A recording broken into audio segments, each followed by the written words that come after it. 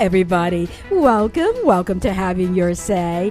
I'm Robbie Smith, your host. This program brings you mostly good news stories. Stories to inspire, to educate, and inform. So you don't want to miss a single moment of our program. Don't go away. We'll be back after this.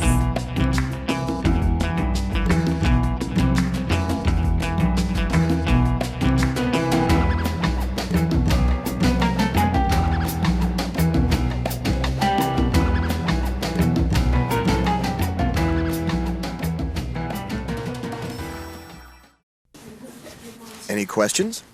No. You know. We're not magicians, we can't read your mind. We need your questions, each and every kind.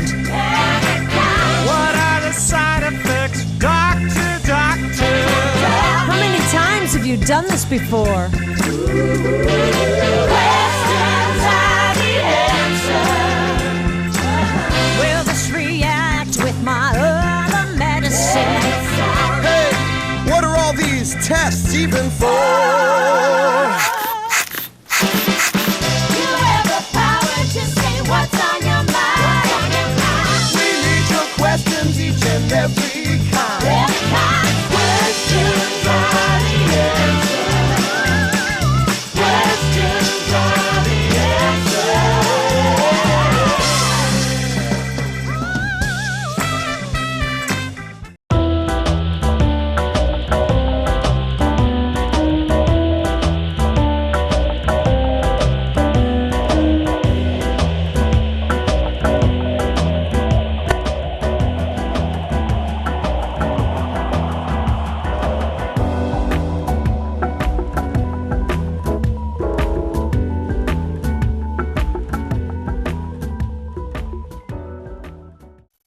Hello, everybody. Welcome to Having Your Say. I'm Robbie Smith.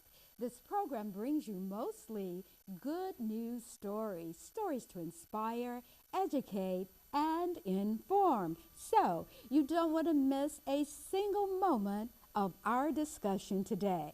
I say that primarily because I have two special guests who's going to share some great information. We're going to talk about those days in Chicago when black businesses, black politicians, and black organizations had what I call real power. You probably didn't know we had that given the way things are today. So to get the conversation started, I want to welcome to the show my guests, starting with Josie Childs. She's a community activist. Everybody knows who she is.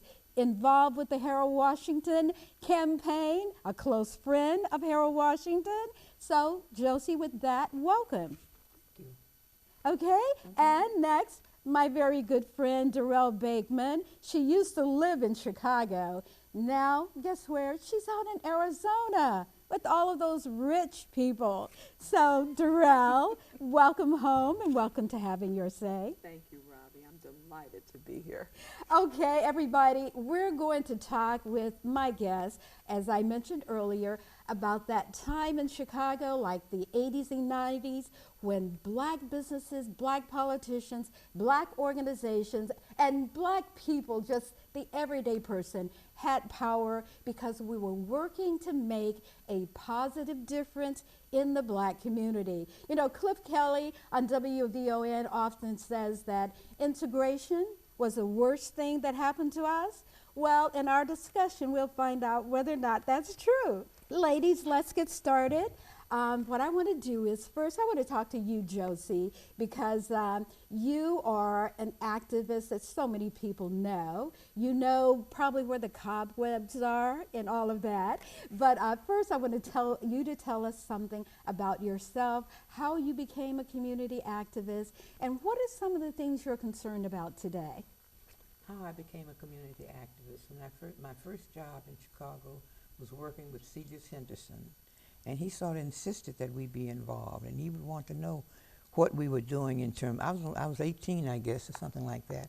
But that was a part of your job description. You had to be involved in things, and you want to know So really, he got me involved in community, in the community And you've been doing something ever since. ever since. Okay, Time Darrell. I can retire and leave it to you young people. Okay, Darrell, you're a business consultant. Are you a native Chicagoan? I forgot to ask you, Josie. No. Are you? Where are you from?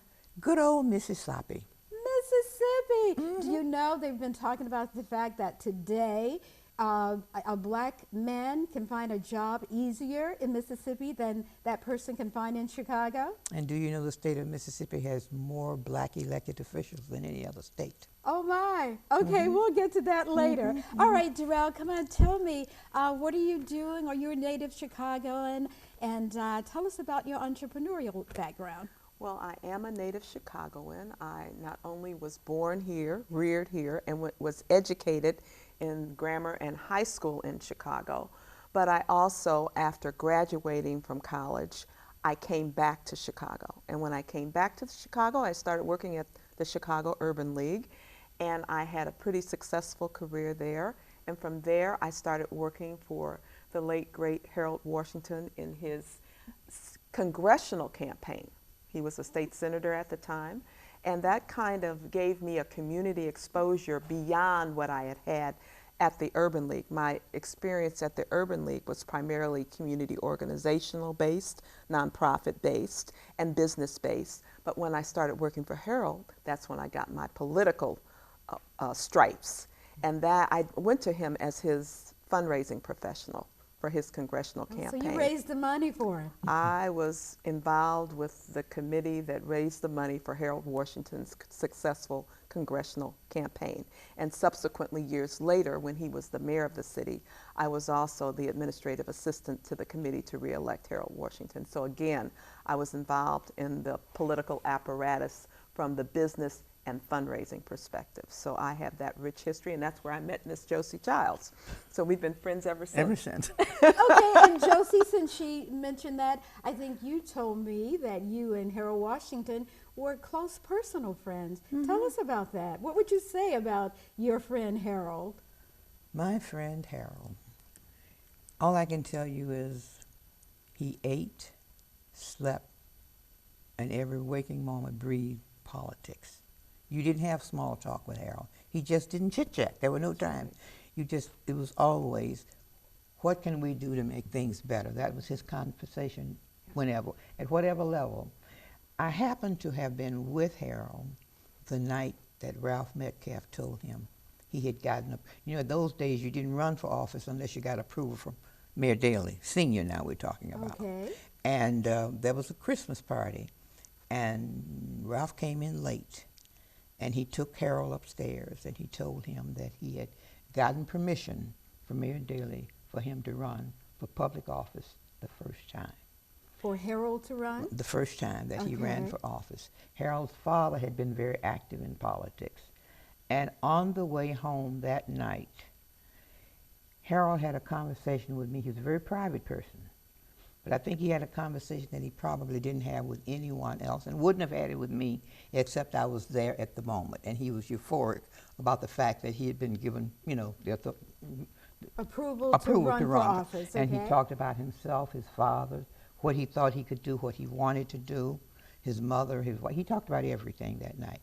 And all of it was, what can we do to make this a better city? That was his entire, but it was, naturally, he was talking black. What can I do to help the community kind of thing. And that's what he wanted to do when he got to Springfield. And he did. And that's when he ran for state rep? Senate. State Senate? State rep. He State went from rep rep first. to Senate to Congress to mayor. Yes. Mr. Caldwell would always say, because he was a state rep along during the time that, They were there that together. Harold was there. Mr. Caldwell will always talk about what you should do to keep black people involved and politically astute. There was always a conversation that they had no matter where they went. Okay, then, everybody, as I mentioned when I first started the show, we're going to talk to you about the time in Chicago, I keep repeating this, where black people had real power as business people, as politicians, and as organization leaders. So, these two guests know a lot about that time. So we're going to start first with, we're going to talk about the organizations first, okay? So, Darrell, you mentioned that you worked for the Chicago Urban League I at one did. time, and I know that the league did a lot of things. What can you tell us about what they did to help move the Black community forward? Well, there are two major organizations that stick in my mind that really had the Urban League was very uniquely involved with. One was Chicago United, but Chicago United started because the white, Black, and Hispanic communities wanted to come together to effect, excuse me, the economic viability of the minority communities. And this involved the heads of the major corporations in the city, the heads of the community organizations in the city. So they had a unique coming together, excuse me, and they worked together in order to bring about change. That organization, I believe, still exists today. So Chicago United was one, and under Bill Berry's leadership and then subsequently Jim Compton's leadership, this group really did work together to bring about change at a very high level, from the politicians to the business community and the community organizations. So they work together. That's working together is a critical part of what we need to talk about today. Additionally, the Urban League also had the Black Contractors United under the leadership of the late Taylor Cotton. Rufus Taylor. No, Oh, Taylor Taylor Cotton. Cotton, that's right. Taylor Cotton worked for the Urban League, and he really created a cohesive environment for Black contractors who were not getting anything from the city or other political organizations or municipalities in order to be able to get business. And so Taylor works so directly with these contractors, and I know I could name drop all of the Black contractors. Well, you know, Black Contractors United, That's right, is the group that Taylor was mostly involved with, correct, to help do the things he was doing. Correct. And I know the league was the fiscal agent for them. BCU for a long time. Absolutely, and that's under Taylor Cotton's leadership. And I He know did Mayor it. Washington was very connected with them, because I helped to coordinate a dinner that they had where Mayor Washington, it was one of his last speeches before he passed away. Right. But go ahead, you can continue. But for the Urban League, those were the two that stand out. Now, the Urban League did many other things, but those are two significant things that were underpinnings of how community worked together. A community organization working with the city of Chicago, working with the business community. And they met continually. It just wasn't just a figurehead organization. Jim Compton met all the time with these business leaders. And I'm sure Bill Berry also did too. He paved the way. He set the tone. Absolutely. Because I know he was very much involved with, because I was working at Amoco during those days, and I know Mr. Berry could go to the chairman of the board of any top company. I remember when Sears, Amoco, and I forgot one other company were each year they were the top Commonwealth company. Edison. Yes, with social Jewel Food was responsibility. one. And Jewel. Yes. And maybe a couple others. But they were very committed to corporate social responsibility, Absolutely. which you don't hear. You don't even that hear those much of words today. anymore. They talk about Yes. diversity, but we don't really know what that means, do we? Okay. So, Josie, Darrell has talked about what the Chicago Urban League was doing. What organizations would you add to this? Well, I have to add the Cosmopolitan Chamber of Commerce.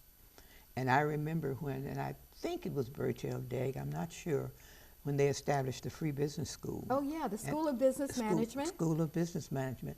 And, you know, we had the major corporations that you just mentioned who would come and teach at those classes. Yes. They taught them, you know, how to start, just the How basic. to start a business, what you need, provide access to capital, bring in people from government to talk to you about different things. So go ahead. Frankly, I remember, and you remember the Urban League, I remember the Urban League more on the social, civic kind of thing. I remember the Cosmopolitan from the business side. And there are a lot of, well, they're gone now because we don't have them anymore, but a lot of those businesses got their start from free business school at the Cosmopolitan Chamber. That's right. And the other group too, SEDCO, Chicago Yes. Economic Development That's Corps, right. very instrumental, like Paul King, who's still here today. His son, Tim King, had UB. started those, Schools. corporate schools. Yes, the charter schools And here. just yesterday, they 100%. Each for college year, this for year, 10 they- years, they've been, each year their seniors get 4-year scholarships to college. They've been doing that. 100%. That's amazing. I want to bring up one point, though. We have to tailor this on top of history, too. Okay. When Martin Luther King died, things started happening in the black community. It really, we're talking about the mid-'60s when things started, energy started being created within the community. And both whites were a little more attuned to what's happening in the black community because one of our major leaders had just been sacrificed. So that kind of created a synergy that I think prompted a lot more interest in our community, plus the Voting Rights Act had changed.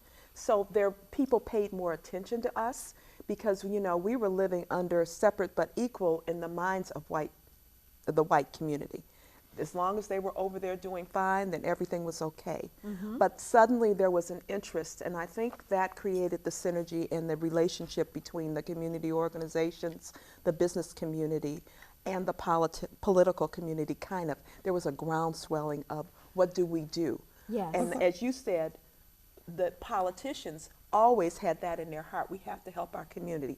I think everybody, as I think about it in the 60s, because we marched, we were about doing something to help our community. Uplift the black we community. never ever thought about ourselves as much as our community. Right. But I think also, since we're talking about business, your business leaders at that time were willing to reach back Yes. and help bring others along. Absolutely. And I think particularly when I think about Celius Henderson, whom I'm certainly prejudiced to, but he took Joe Caldwell under his wing. And now you have Taylor Wright Cleaning. In fact, he went into business with Joe, the Taylor Wright Cleaning, and now they're the largest black business in cleaning business in the country. Yes. And but he was able to mentor him. And as you talk about Stu Collins and Jacoby Dickens, Jacoby.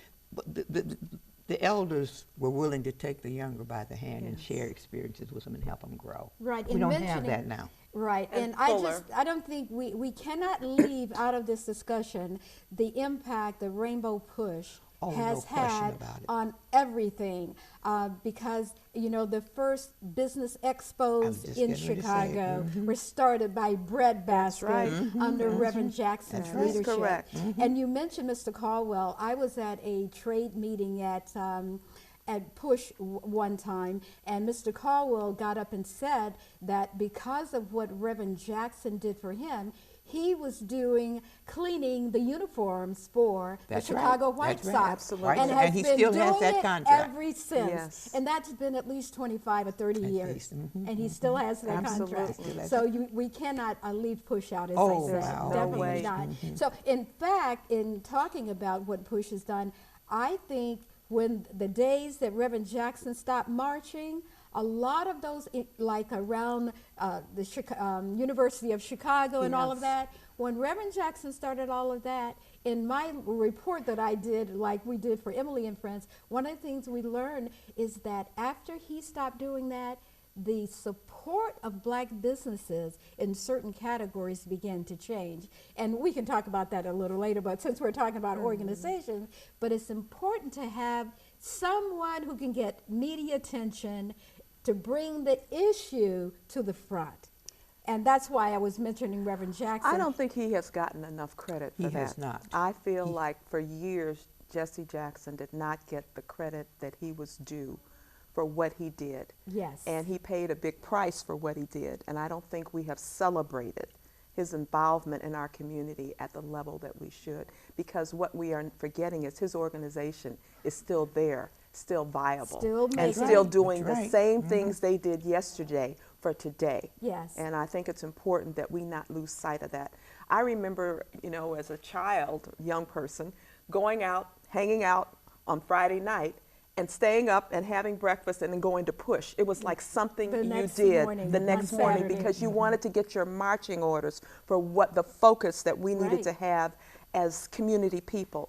It was just part of who we were. You kind of ate, you know, you kind of lived community connectedness. Yes, No matter yes. what you were doing, no what your day job was, you still had to show up and participate in something that was going to benefit the community. And I just don't know if that's still happening in Chicago. Well, I do. Let me just add one other thing, and we can move from PUSH that a lot of people don't know. Right now, over 200 young people are in college based on PUSH's scholarship support. You know, each year they have the Martin Luther King breakfast in January. Yes. The money from that dinner, that breakfast, goes to scholarships for students that are in college. Absolutely. And PUSH doesn't talk a lot about it. No. They also have, and I'm proud of this, a what do they call it? It's a technology center that was funded. STEM. Yes, it STEM was program. funded about 5 years ago by HP. HP's executives came to I took a tour of the center during a conference that PUSH had about 4 or 5 years ago. But I was pleased to see these executives from HP come in and to really launch the center, the coding center. They have like 3D animation, all these computers and everything over at Rainbow PUSH. They don't talk a lot about it, but they're doing those kinds of things. But okay, you know, we can talk about. Yeah, that's right. Let's move The on. good old days. Is there just any other organization that we missed? Because we're going to move on to Black businesses next. Any other organization that was critical to what we were doing or what was done at that time? You know, Chicago Urban. Oh, let me tell you something else about this related to Taylor, Cotton, and BCU. And during that time, because I think one of the reasons whites supported us too is because of the impact of the riots after Dr. King died. That's true. They were kind of afraid. They wanted to get control of things, and they needed to connect. They didn't have anyone to connect with the Black community. But to that point, we had Black leaders Yes. who were heads of organizations, and the media connected with those Black leaders. Right. They became a voice for the community. Right. Do we have a voice for our community now? No. Oh, the point that I wanted to make about the VCU, did you know, even when we talk about gangs and what they do today, one positive thing that I can say that some of the gangs did for Black contractors, they were the marchers down on, in downtown Chicago, because at that time where these all of these construction projects was going on, they were able to, they supported BCU, the gangs did. I don't know if you were familiar with this. No, I wasn't. And by marching on some of those projects. That's Are you great. familiar with that, Oh, sure I Josie? am. I don't let anyone talk about protesters, because protesters have played a major role in what we have, and have gotten the least benefit from it, because, up here gets the benefit. They're down here marching and picketing and screaming and saying, we open the door. And I'm not sure we reach back enough, and that's what I'm talking about when we talk about our leaders who reached back and brought others along. We think of them now as out there making all that noise and not doing anything, but they've been very effective. Yes. Well, the significance of that is we realize that there's a place for everybody. It's just because you're at a certain level doesn't mean you don't have a role in helping to change your community, and I think everybody needs to pay attention to that. Speaking of that, in the Washington election, few people knew, but there were really two Washington election organizations. Bill Berry, who headed the fundraising and the business people and all that sort of stuff. But then you had the Conrad Worlds and the Al Sampson Yes. and Yes. who never the twain shall meet. I tell Yes. Bob all the time, I said, you had a unique role. That's right. Because he was the liaison between those two groups. And I tell him, Bill Berry wasn't going, I said, you couldn't raise a quarter, and Bill Berry wasn't going to pass out any materials. So it was need for both. So Bob was the connecting link. He went to both meetings, and so each knew what the other was very doing. true. But Yeah. that was important. They understood their roles, and it worked. What's the Yeah. college on Oakwood Boulevard? Yes, it's Center called the for- Carruthers Center Oh, now. it's not It was the Center for Northeastern. Inner City Studies, Right. but they named it it's the- I forget Mr. Carruthers' first name, but it's the Carruthers Center now. Yes. You know, which you believe this is almost time for this segment to end. We talked a lot about organizations. So what we're going to do is, how do we end this first half hour? What would you like to say based on what we've discussed that's critical? We've talked mostly about organizations because they were like the glue in so many ways, not only for just civic kinds of things or social things, but also influencing business synergy in certain ways. So how would you close your statements on that? That we cannot forget our past, that we have to know it, understand it, know who the who's were, what they did to be successful, and what the outcome was as a result of the efforts that they generated. Okay, Josie, how would you conclude? I think I would kind of say ditto to that, really. I mean, I don't think there's too much you can add to that. I just want to see our elders reach back and bring the young people. But the young people also have to be receptive. They have to be receptive. They have to be receptive and many to of it. them are not. And why is I am that? critical in some ways of how they treated during the Laquan McDonald March downtown, how they treated Reverend Jackson. Very much so. And also how they treated him in Ferguson, and the fact that the young people in Ferguson did not go out and register to vote, so they have the same mayor that they had before. So we'll end on that point that yes, we want the young people to be involved, we want to bring them into the fold, but you have to, if you want to be a leader, you create your own spot. You need to know your history. You need to, exactly. Yeah, you need to that's know key. your That's history. key, knowing the So history. with that, everybody, we're going to end part one of my discussion with two very important women who know a lot about things that have happened in Chicago. We're focusing primarily on the power that black business people, politicians, and organizations had in the 1980s and 1990s. We're going to bring you part two next week. And just as a reminder, you can see a repeat of the show that you just watched. You can see it on Monday afternoon at 2:00 p.m. Until next time, I'm Robbie Smith.